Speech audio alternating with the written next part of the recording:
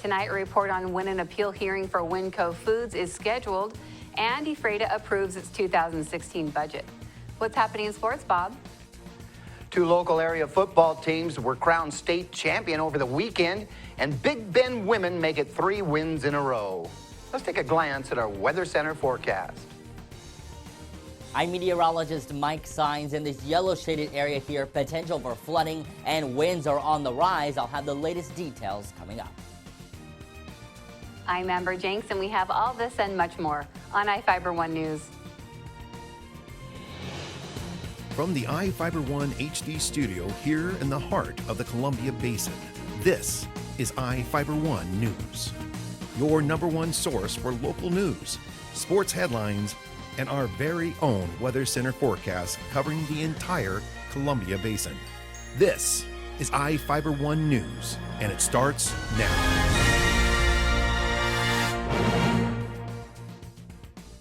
The Moses Lake Planning Commission is preparing to hear an appeal to the Winco Foods permit beginning in January. Reporter Cameron Probert has the details.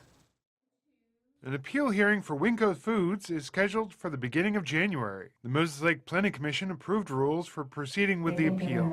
The appellants, a group called A Stronger Moses Lake, is questioning the city's determination the building won't cause a significant enough impact to require an environmental impact statement. The statement requires Moses Lake to determine if the project affects the environment enough to require additional steps to reduce or eliminate the effects.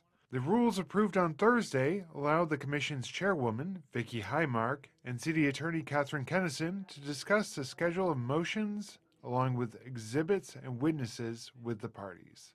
Representatives from Winco Foods, A Stronger Moses Lake, and the city can present witnesses and cross-examine witnesses during the hearing. The Commission agreed to schedule the hearing to start on January 5th.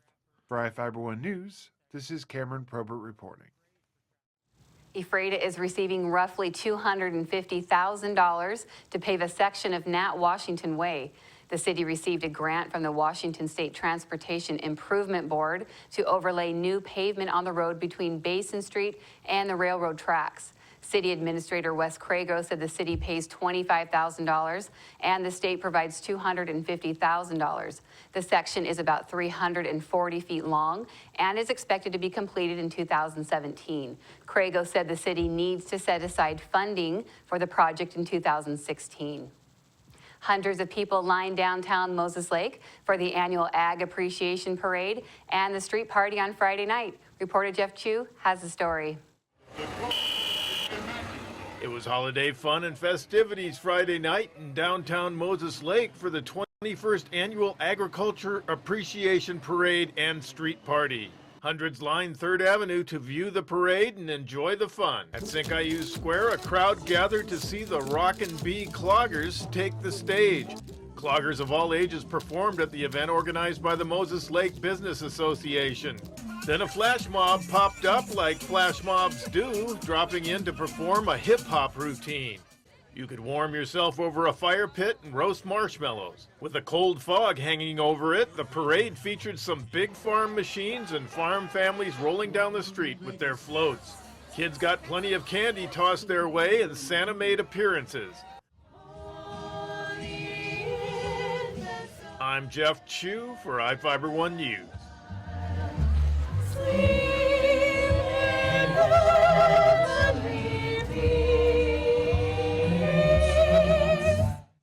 The Soap Lake City Council is taking over the powers and responsibilities of the city's Transportation Benefits District.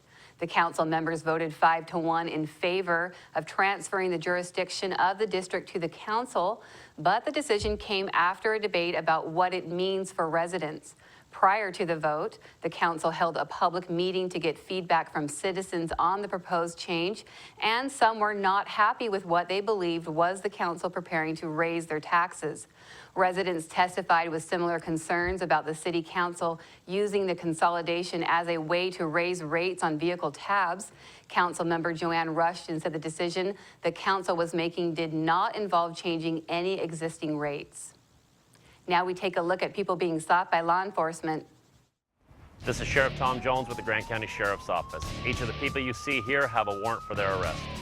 If you see any of these people, we ask you do not attempt to detain or apprehend them, but call us at 509-762-1160 or send us an email at crimetips@co.grant.wa.us. If the person is presenting a danger, call 911. With your help, we can bring these people to justice and make our community safer.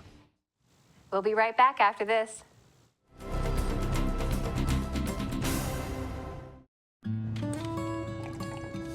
When the cold rolls in, it's time to turn on the heater and cozy up with a book.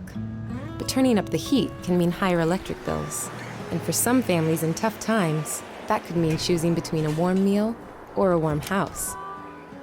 For decades, people like you have extended a hand to help local families in need pay those winter electric bills. Share the warmth this winter to help keep your neighbor warm by giving a little when you pay your Grant PUD bill.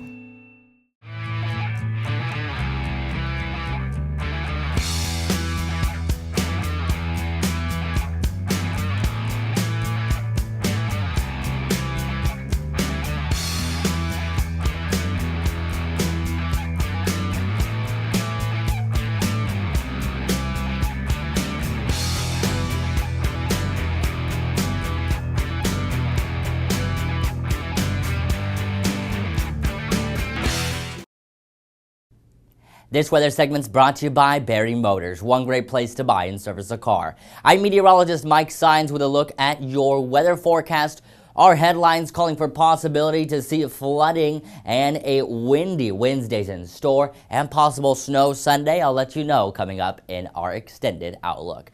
Taking a look at our almanac for us here in Ephrata, we reached a low this morning right around the 40s. We saw just under a 1/10 of an inch of rain this weekend and yesterday, and the sun set for us right around 4 o'clock. Right now outside, 43 degrees, mixture of rain and partly cloudy skies, winds blowing from the west-southwest at 8 miles per hour. As we take a look at our extended futurecast model for wind gusts, you can see already down in towards the Long Beach area, winds are going to be gusting. And as we make this way on through, we're going to see wind gusts are going to rise once again. 30 miles per hour in Long Beach, 29 in Seattle, and just 6 miles per hour for us in Ephrata. As we make our way to Wednesday into the noon hour, Ephrata 20 miles per hour, and Seattle 36. Long Beach reporting wind gusts possible up to 50 miles per hour. Now Wednesday we're also going to see sunny skies, but Tuesday when we have the first wave of rain come through, there's also going to be wind gusts, so keep that in mind as you make your plans for tomorrow. Have your umbrella ready, folks. My forecast calling for green areas going to be seeing rain, and yellow moderate area where we are going to see a risk for flooding possible. A flood watch will be in effect starting tomorrow into Wednesday, because in this area here we could see isolated totals anywhere from 4 to 5 inches of rain. Taking a look at our futurecast model here, we're going to see the majority of the rain stay in towards the western portions of the state. First band of rain coming in towards the Port Angeles area. It's going to continue to move on through. As it does so, we can already see moderate rainfall here in Seattle. This is these yellow and orange shaded areas where very, very heavy rainfall is going to be expected. So have your umbrella ready if you're headed out in that region as well. And we are going to see also rain possible for us here. It will be isolated at times, but if you are going anywhere out west, this is where the greater risk for flooding will occur. Taking a look at my extended outlook, calling for rain tomorrow, and it's going to be windy Wednesday. Rain returns again for Thursday, partly cloudy Friday, and then chances to see snow as we make our way into the weekend. Partly cloudy skies for Saturday, a high of 39, low 29, and then by the time we hit Sunday, 40% chance of snow. Get your umbrella ready, folks. Sports is coming up next. To save some energy, I've used Einstein's mass energy equivalents to design the haptic suits you see in front of you. They will maintain our core body temperature while we completely turn off our heat and air conditioning. With the money we save on our Grant PUD bill, I'll be expecting that trip to Disneyland this year. You don't need to be a super genius to save energy and money. Visit grantpud.org to learn how. The new flamethrower cheeseburger now with a $5 lunch. I'm going flamethrower today. Remember what happened last time? I'm going flamethrower today. Gary, do you remember what happened last time? I'm going flamethrower today. Remember what happened last time? Comes with a Sunday now. I can handle it.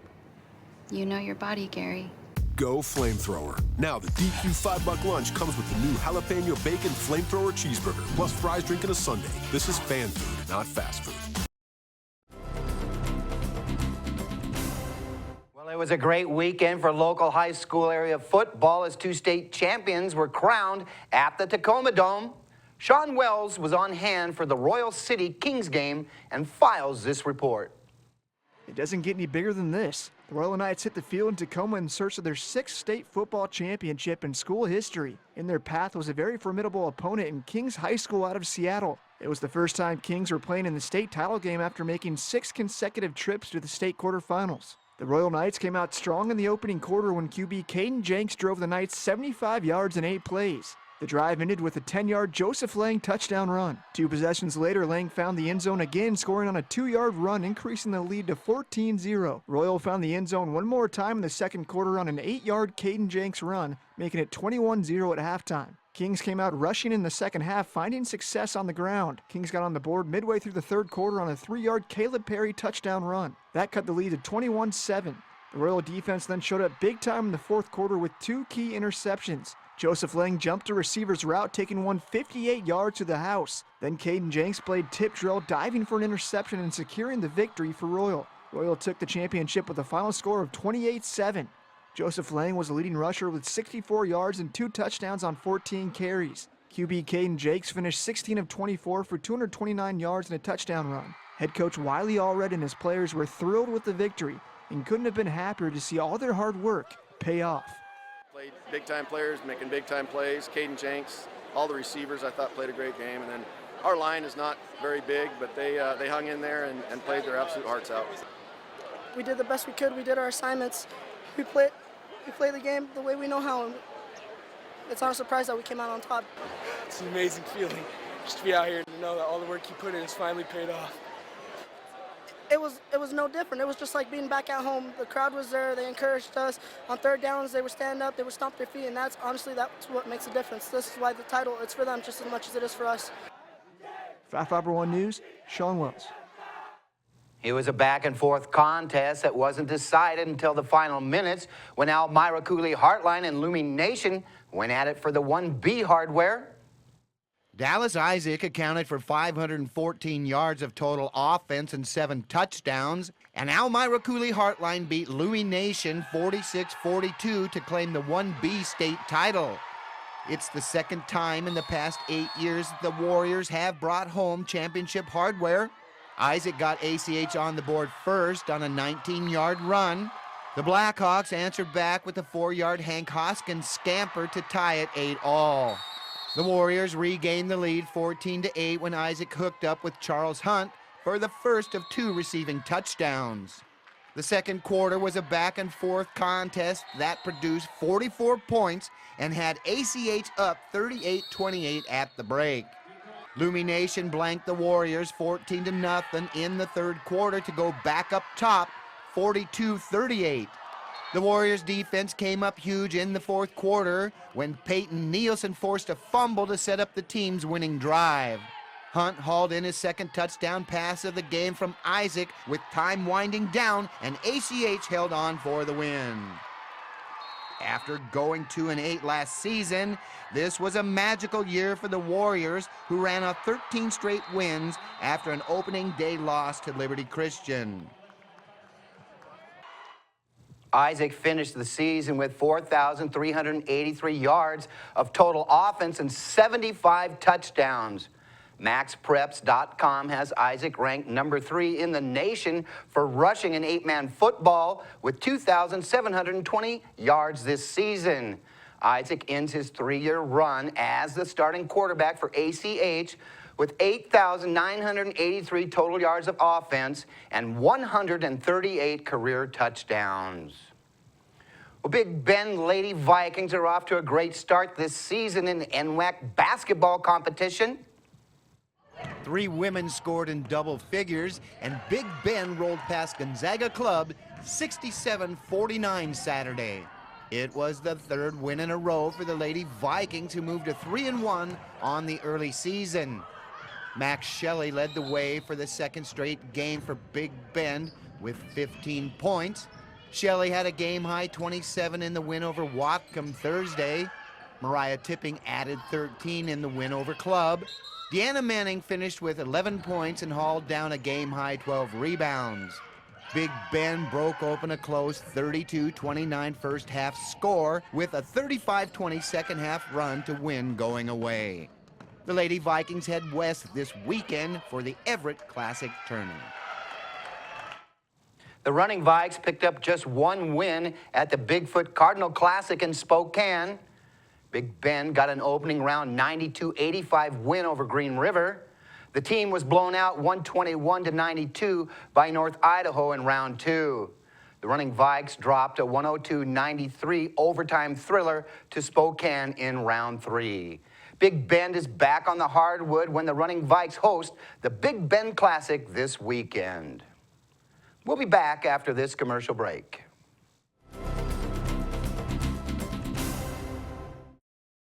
You don't have to drive to Seattle for exceptional cancer care. Confluence Health's cancer program delivers world-class care close to home. We have a highly experienced oncology team in a state-of-the-art facility, and we're a member of the Seattle Cancer Care Alliance, which gives our patients access to world-renowned therapies developed at Fred Hutchinson, the University of Washington Medicine, and Seattle Children's. Together with the SCCA, we're delivering world-class cancer care close to home. Well, one thing I knew from being a patient myself was that a dental office is a scary place to come to. And so we wanted everything possible to make sure that our office is a comfortable place for our patients to visit.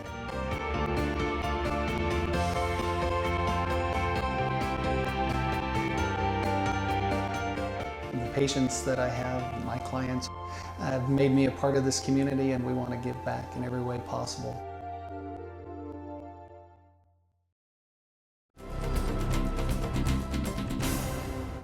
Our spotlight story tonight is about a statewide math competition for middle and high school students held in Moses Lake on Saturday. Reporter Jeff Chu was there and has the story.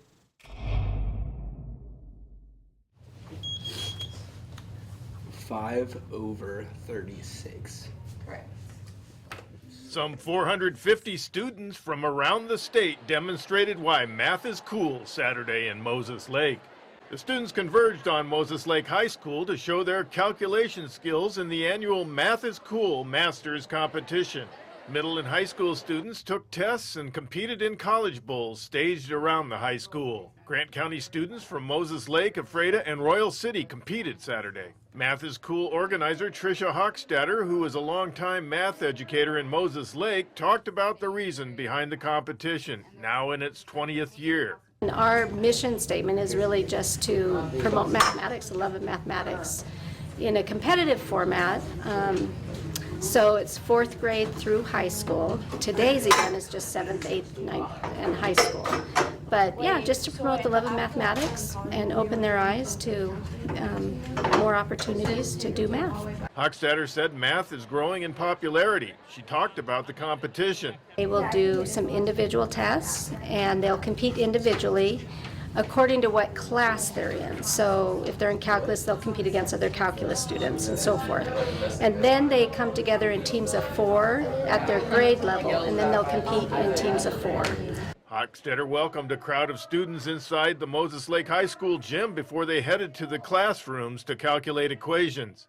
Roscoe Patnode, a 7th grader who competed with his Chief Moses Middle School team, explained why he liked algebra at the competition. Because it has undefined numbers and it's fun to figure them out. Hochstetter said the competition tests all math skills. It covers the gamut, from algebra to geometry, strands, a lot of number theory, which isn't the typical traditional stuff you cover in a traditional math class.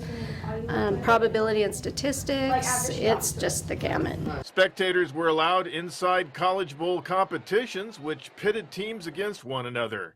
It gave them a limited amount of time to solve equations posed to them by a moderator.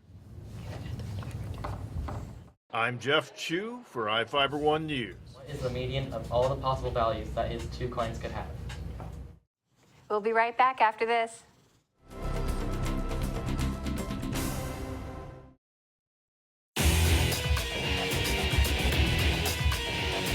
We are real students, and this really is our college. My dream will change the outcome of my life. My college is allowing me to achieve my dream. My dream is to be a pilot. My dream is to be a nurse. Only you can determine your dream. Big Bend will help you get there. What's your dream?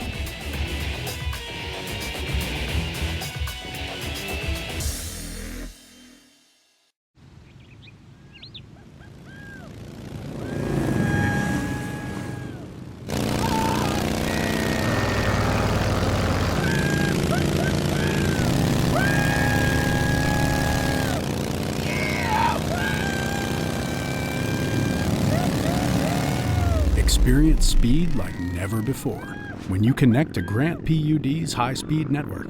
Visit grantpud.org to learn more.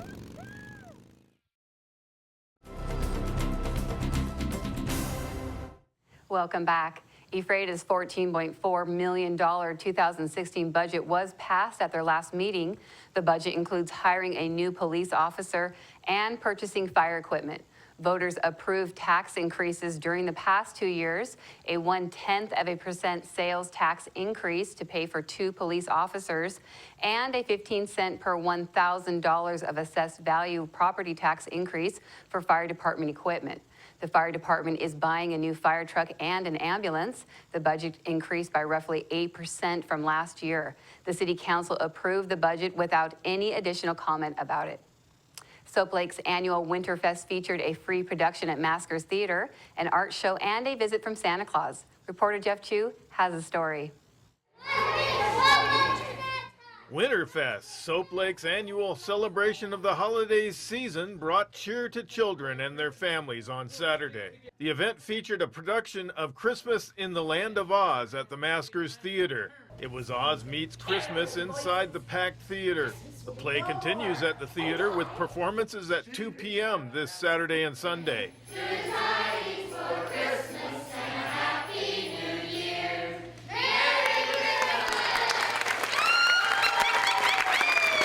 The Winterfest Art Show at Soap Lake City Hall saw a number of colorful entries from regional artists. The show was sponsored by the Art Guild of the Soap Lake area.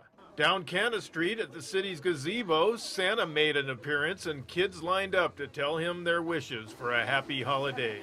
I'm Jeff Chu for iFIBER 1 News. The community helped recognize Grant County farmers at the annual Farm Family Brunch in Moses Lake. Reporter Jeff Chu has the details. Farm families enjoyed a brunch Saturday morning at Michael's on the Lake restaurant in Moses Lake. The Farm Family Brunch, in its 35th year, celebrates Grant County farmers and the importance of agriculture in the community. Sponsors help provide a free breakfast to area farming families. Debbie Duran Martinez, who hosted the brunch as Moses Lake Chamber of Commerce Executive Director, explained why the brunch takes place each year. We have the breakfast to show appreciation to our farm families for shopping local. Michael's was packed with families enjoying the brunch, and Duran Martinez said other business owners were invited to sit down with their farm families for lunch as well. I'm Jeff Chu for iFIBER 1 News. That's going to do it here for us at iFIBER 1 News. We want to thank you for watching, and we'll see you again tomorrow.